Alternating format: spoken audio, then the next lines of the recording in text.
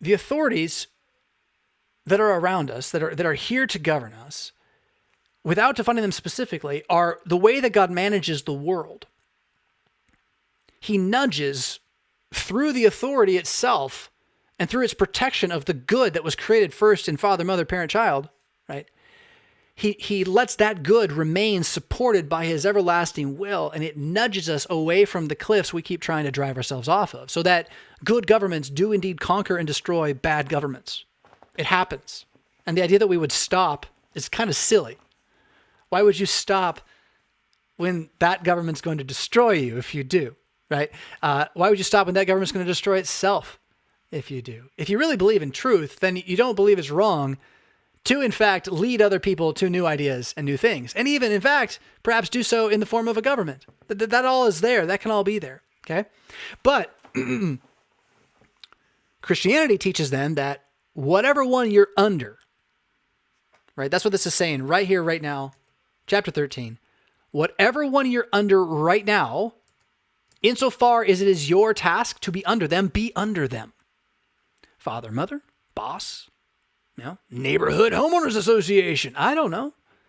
Respect the authority and order where it is found initially, and because it is there as the curb which God has built into civilization itself. And we do not want to disrupt the order itself. There is no order, there is no authority except from God, and those that exist have been instituted by God. And this goes for the king, as he's going to say. This goes then for presidents who are to administer constitutions that are the proper authority, which protects the authority of the individual citizen and his right to life, liberty, all that stuff. So you can run down that train with this if you want. You can run down the monarchy train with this if you want. It really doesn't matter. The point is that where you are, well, you're under it. Does that mean don't change it? No, it hasn't said that. Especially in the United States, which is built to be debated, in theory. You would want to have a positive influence on the civilization around you. It's not that you don't want to make it better, but to recognize that the order itself is from God. It's never the order that's the problem. It might be the institution, but it was never the purpose of the institution that was the problem. I shouldn't say never, but in general, right? So in this, it can be said that whoever resists the authorities resists what God has appointed, and those who resist will incur judgment, right? So to resist what the government that we have, that you have wherever you are, to resist what they tell you to do means you're going to resist the order God is using to keep the planet from falling apart, and that you're going to then incur judgment. Now, what you got to do immediately here is ask, who's the judge? Who's the judge that Paul's worried about right there? Please do not put Jesus or God in that answer, because he's going to tell you who your judge is and where the judgment will come. The point here is not to say never resist authorities. The point here is to say that if you do, get ready, because God's not going to break the order to save your bum.